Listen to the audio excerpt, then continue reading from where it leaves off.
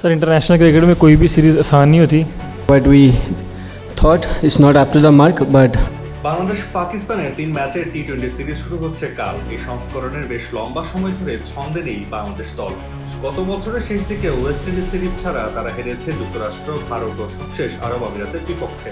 লাহোরে কাল মাঠে নামার আগে আজ সিরিজ পূর্ব সংবাদ সম্মেলনে লিটন বলেন, আমরা যদি ধারাবাহিক হতাম অবশ্যই বিশ্বের সেরা দলের কাতারে থাকতাম।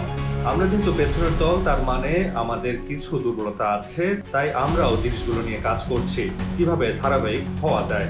আরব আমিরাতের কাছে হারের পর সমালোচনাও শুনতে হয়েছে লিটনদের, তবে সেটি ইতিবাচকভাবে নিয়ে পাকিস্তান সফরে ঘুরে দাঁড়ানোর আশা তার। আলোচনা সমালোচনা হবেই, ভালো ক্রিকেট না খেললে এটা নর্মাল জিনিস। আমাদের সবারই চেষ্টা থাকে কিভাবে ভালো ক্রিকেটটা খেলতে পারি। আমরা জানি কোথায় আমরা ভুল করেছি, আমরা চেষ্টা করব ওই ভুলগুলোর পুনরাবৃত্তি যেন এখানে না হয়। আমার মনে হয় আমাদের দলটা ভারসাম্যপূর্ণ, ভালো খেলা উপহার দিতে পারবো। পাকিস্তানের বিপক্ষে বিশ্বকাপের সংস্করণে সাফল্যের হার বেশ কম বাংলাদেশের। 19টি টি-20তে 3টি জয়ের বিপরীতে 16টি হার। তবে লিটনের আশা ভালো ক্রিকেট খেলা, সিরিজে ভালো ক্রিকেটটা খেলতে চাই। আমরা কিভাবে উন্নতি করছি, উন্নতি মানে সব ম্যাচেই ফলাফল না, ফলাফল অনেক সময় আপনার দিকে আসবে না, কিন্তু কিভাবে ক্রিকেট খেলছেন এইটাই গুরুত্বপূর্ণ। আমার কাছে মনে হয় যদি আমাদের প্রক্রিয়া ঠিক রেখে ক্রিকেট খেলতে পারি, তাহলে সফল হওয়ার ফলাফলটা বেশি থাকবে।